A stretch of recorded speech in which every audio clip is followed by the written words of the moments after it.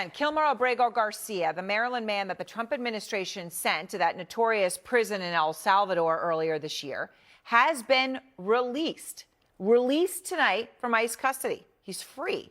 In a blistering ruling tonight, a federal judge ripped into the Trump administration, they say, for unlawfully holding Abrego Garcia. I mean, this is a major defeat for the administration. They have fought this tooth and nail. They have made him the poster child of the immigration situation in this country. For months, they have been saying, quote, he will never go free on American soil. That's a quote from the Department of Homeland Security spokesperson. He will never go free on American soil. Well, he is free on American soil right now. It is a brazen statement, given that the administration has said that, oh, actually, even they say it was a mistake to deport Abrego Garcia in the first place. It was an administrative error as to why he was deported. One that, of course, could have been quickly rectified, but here we are months later, in and out of facilities. They've tried to send him to different countries around the world, and now, tonight at least, free. Out front now is Kilmar Abrego Garcia's attorney, Simon Sandoval-Moshenberg. Of course, you know him. He's been on this program many times. And Simon, I appreciate your time tonight. I know that you're in the middle of this, and I know you've just had a chance to briefly speak with Abrego Garcia. How's he doing? Yeah, I mean, this case is about two things, really. It's about a man, a father, a sheet metal worker, his wife, Jennifer, U.S. citizen, who's been fighting for him tooth and nail. His U.S.-born autistic child. They're an hour away from seeing each other again for the second time all year, right? I mean, they've been separated for a whole year now, with the exception of one short weekend in August. Other than that, he's been behind one form of bars or another for pretty much the entire year. But this case has always not just been about one man. At the same time, it's also about, the fight between power and law.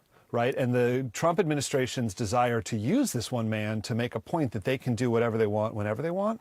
And today, what we saw is the triumph of law over power.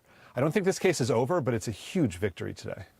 So, and as you said, you don't think it's over. I mean, where does this go from here? As you said, he's been out one weekend of the entire year. He's free tonight. They've said he'll never be free on American soil.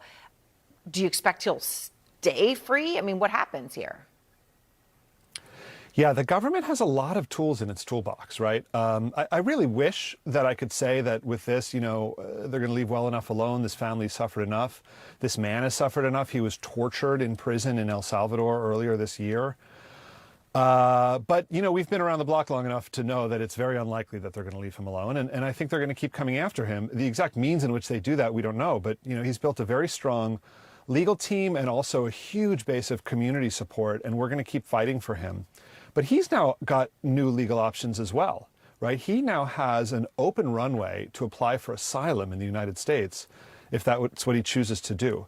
Back in 2019, the only reason he was denied asylum was that he didn't file within 1 year of arriving in the United States. He sort of blew the statute of limitations. Well, the government's fixed that problem for him now, right? And he's got a very strong claim to asylum, again, based on being tortured in prison in El Salvador in March and April. So if he chooses to apply for asylum, I think he's got a very strong claim. So I want to play something for you, Simon, that the White House press secretary said about Abrego Garcia today. Let me play her. Abrego Garcia is present in our country illegally. He is a proven human trafficker. He is a proven gang member. The administration has evidence of that. In all of this, and I've seen their filings, right? They have charged certain things, and then they have referred to some of the things there about proven gang member, and they have done that in sort of in passing, in allegations as opposed to actual charges.